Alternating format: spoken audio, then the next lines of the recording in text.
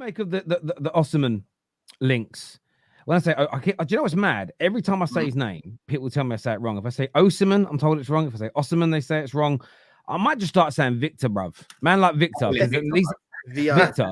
I've even had two separate friends of mine that are both from Nigeria. They're born in England, but from Nigerian background. One says Osimhen, the other one says Osimhen. And I'm like, David says it different from Dio. Again, both from Nigerian descent. Anyway, man like Victor, do you want Chelsea to push for him? Because I saw today again on I'm going to listen to it later, but Simon Phillips talking about Osimhen is the board's dream signing. Nico Williams is on the radar, but all eyes are on Osimhen. Still a possibility of Omorodian if Gallagher goes the other way, but there's a lot of talk that Victor Osimhen's going to be the guy. Like, what's your view, bruv? Bro, listen, I'll take him for the right price. I've been consistent with my take about Gillan Jackson. I said, listen, for me, if we're gonna bring in a striker, don't bring in Omorodian. I don't want someone else who right now I don't think is ready. And then it's all about potential with them. You know, if you're gonna bring me a striker, bring me someone with a little bit more experience. Bring me someone that's a little bit more guaranteed. You know, again, Osimhen's another one that's got a lot of weaknesses, but at the same time, he's got a lot of strengths he can bring to the team. His aerial duels, you know, in terms of how he presses. His link-up play is actually not as bad as what people think. He's actually quite decent with his link-up play as well. And in front of goal, he might not be the most clinical, but if you keep creating for him, Chelsea create a lot of chances. He's going to bag some of them. You know what I'm trying to say? So, and he's a bit of a bastard up top, you know? So, listen, I'm taking him. I'm taking him all day, innit? I'm just not trying to pay over 100 M's. Like, if we can get a deal done, because we've got Lukaku that can go the other way, all day long, bring him in. All day long, bring him in, man. Yeah.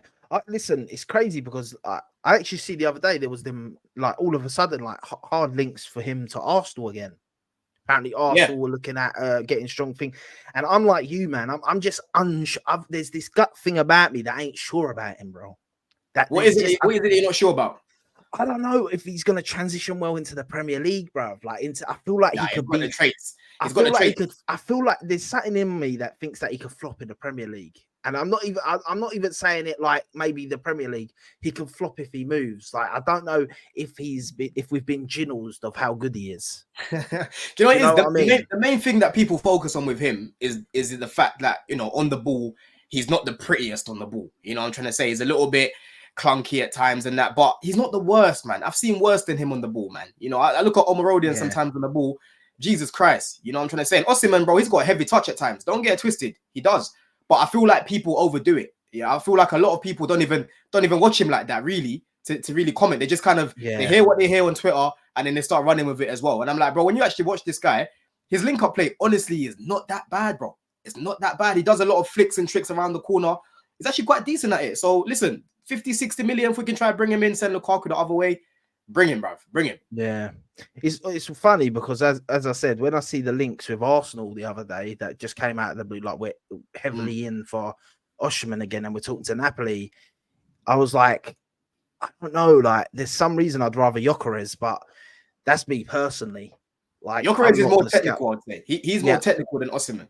But Osimhen would be Osimhen. You know what it is about Osimhen, Giuseppe? Why I kind of obviously I'm more for it, right? Is because he's a pest, bro. He's a pest, bro.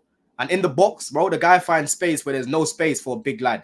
Yeah, sometimes the ball just comes in. He's just putting his leg there. You know what I'm saying? And like I said, aerially, bro, very good in the air as well. Yeah. Yeah, I think it'd be a great signing for Chelsea. Even Arsenal, I would not complain at all if we sign. It'll be a brilliant signing. If you sign Osimhen, if you sign Osimhen right now as it is, I'd probably say Arsenal would be favourites if you sign Osimhen. I'll be real. Yeah. Apparently his high press is really good and stuff.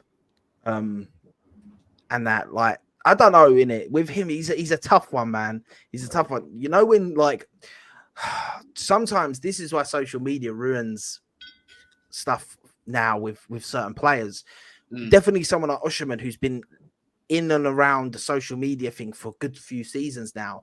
You start losing track of what he is and what he ain't, sort of thing, if that makes sense. You hear so many different opinions and stuff. I know you make your own opinions, you make your own thing, but when you don't watch him a lot and that you hear all the negatives and this, that, and it end up becoming overhyped or underhyped, and you kind of lose track of where he actually is. Yeah, but that's the thing though, Giuseppe. That's why Yep. you've actually got to watch the player yourself. Like, Yeah, well, yeah, from the what 100. people were saying about, for example, like Jorgensen, the new keeper that we've signed, yeah. From what I was seeing on Twitter, you would think this is the worst keeper in the world. So I was like, okay, let me go back, because when we was linked initially, I watched his games, right, and I watched him again after, when the links were getting stronger, and I'm like, bro, this keeper's actually not that bad. He's actually not that bad. He's not as bad as what people try and make it out on Twitter, and people do the exact same thing with Osimhen. They do the exact same thing with him as well, bro. Yeah, I feel like it's one of them where it's because everyone kind of would like him, Yeah. and then The Osimhen thing for me. Sorry, but I have to go. It's Sunday. I needed a glass of red wine. So cheers, boys. I hear it. But for me, I agree. I think people's minds have been tainted by Osimhen to a point where people are a little bit nervous for their club to sign him in case the bad things people have said come to fruition, in case they come true, in case he's not as good as they hope that he is. It's weird because 18 months, 2 years ago, everybody wanted him. I'm talking fans here. Forget clubs for a moment. Fans were like, I want him, I want him, I want him, I want him. And then he doesn't have as hot a year, and suddenly, oh, actually, I think he's a really bad player. So it leads me to think, well, did you rate him in the first place or not? You have to look at his scenario last year. Their manager left. He wanted to go. There were kind of problems at the football club. And we all do this. Whenever it's someone we like, and Man United fans do this, we've done it to our own players. Because they loved Anthony Martial, by the way, I rated him. Everything that didn't work out, we run poorly, bad coaches, bad style of play. We bought poor players around him. That's why he didn't get to his full potential. Some of those same people have zero of their energy for Marcus Rashford. And for me, if you're going to apply it to one player in the same environment, you've got to use that logic when you're looking at multiple players at multiple clubs. You can't ignore their surroundings. Like I said with Levi Colwell earlier, I get the criticism of him, but you can't ignore Chelsea's environment. If, for instance, Chelsea were performing in the last 18 months as at their highest level, optimum level, and Colwell wasn't progressing, then I would probably agree far more with that comment that he's being overrated. But I've got to respect the situation and circumstance. And I do think if Chelsea end up signing Osimhen, genuinely, at the moment, you're not in my top four. At the moment, I haven't put you in my top four as of yet, but I've not really done it. If you sign him, I think you're going to be there or thereabouts, because I think a player like him is going to bag you 20, 25 league goals. And when you have a goal scorer that's that predatory, with a team that I know you haven't been good defensively so far, and I do think you're going to lose a few games this year, playing out from the back, getting caught in possession and losing. That's going to happen. But I also think you're going to win a lot of games where you don't make those mistakes and you kill teams off with a player like Victor Osimhen. You're going to be the cutbacks, the amount of times that ball's going to get played into the box. And I do think with the likes of Nkunku and Palmer dropping deeper, feeding someone like him, it is dangerous, because you're right. Nkunku is not a number 9, but what he certainly is a very good footballer, which leads us very well into our title sponsor tonight in Stocks FC. I actually bought a lot of stocks in Christopher Nkunku. I'm not going to lie, a lot of stocks in him, about 240 stocks I bought in him, because I think he's going to do very, very well. He was available at a very good price. He was available very well, but you can go and claim your free stocks today. Plus tomorrow's not the 6th. On the 6th, they're announcing probably the 2 biggest names ever coming onto the platform.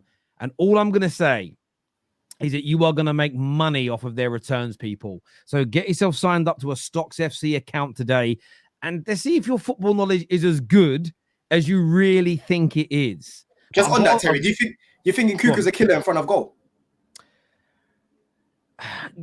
Define killer? Like, so give me your. Do you think it's clinical? Do you think it's clinical? Do you think he's going to score more goals than miss? I think he's good. Well, no one ever does. So Ronaldo's conversion rate at his peak was 17%.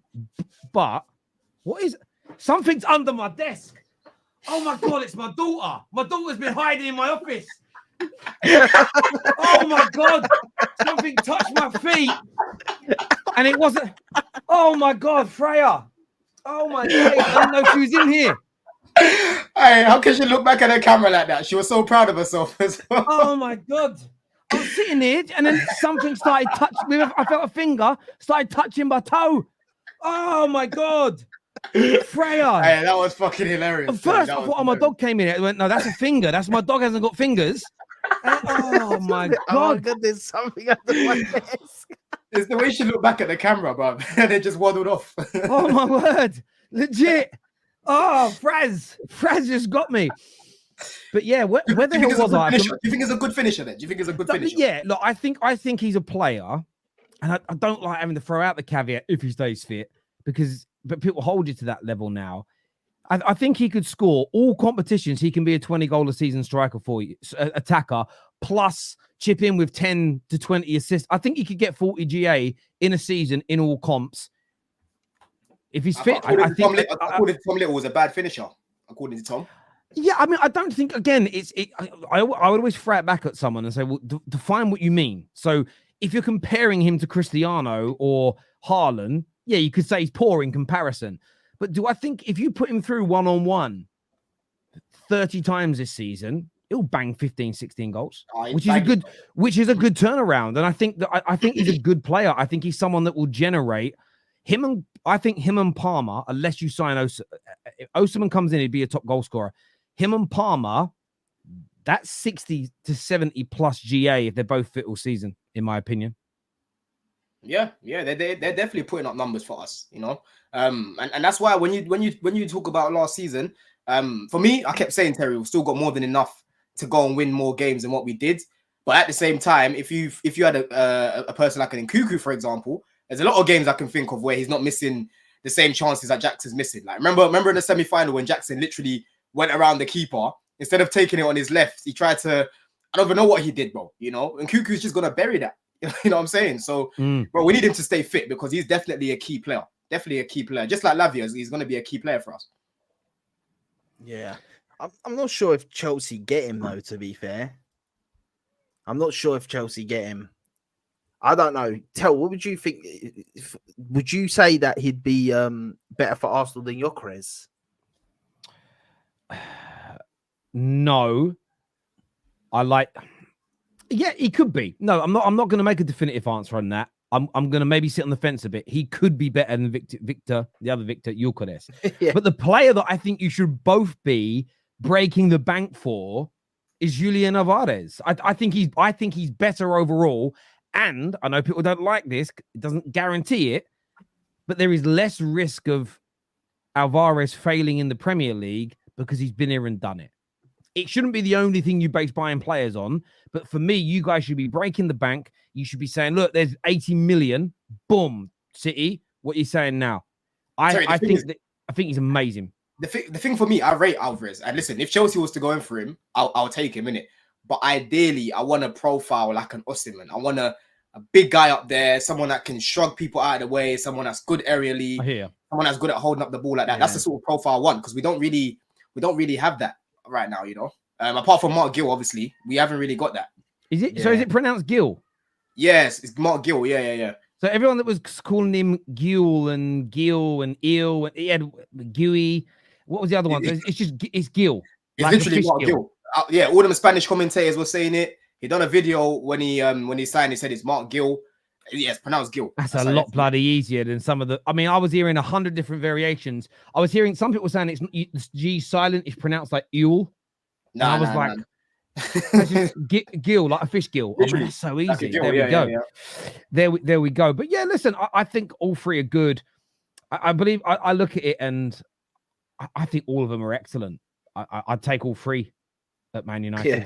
I would genuinely. I think all three are excellent strikers, different profiles. So I respect what Don's saying, that he wants somebody who's a little bit more physically imposing, and I kind of get that. I just think if either of your clubs sign any one of those three strikers, your attack is going up a level. In my humble opinion, I think it's going up a level. I just think we can't get Alvarez. I've completely eradicated him from my mind of thought because I just can't imagine Man City, after the 2 seasons that have just happened, them giving us Alvarez. Because if we then win the league and Alvarez gets 20 plus goals for us in the season, surely then their board's gonna look at it like, why the hell did you give them this guy? And now they've beat us to the league.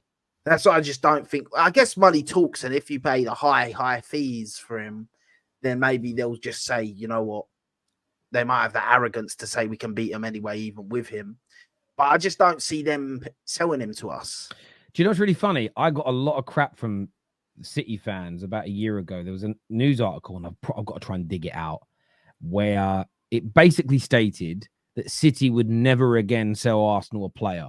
And I did a video title, of course, taking the mick out of this. And the title of the video was just Man City confirm they're scared of Arsenal, something along those lines, right? And I remember being told by everyone, there's no such policy. They would sell to Arsenal again. We don't see them as a threat. This is a made-up story. That's probably why part of me, there's a slight bias in me that wants to see Arsenal slap 80 million down to see whether or not that policy really exists or not. Because if they won't sell you a player, that's because they see you as a threat. And they wouldn't, and this is my message to everyone that shits on Arsenal when I still think they're a really good team right now.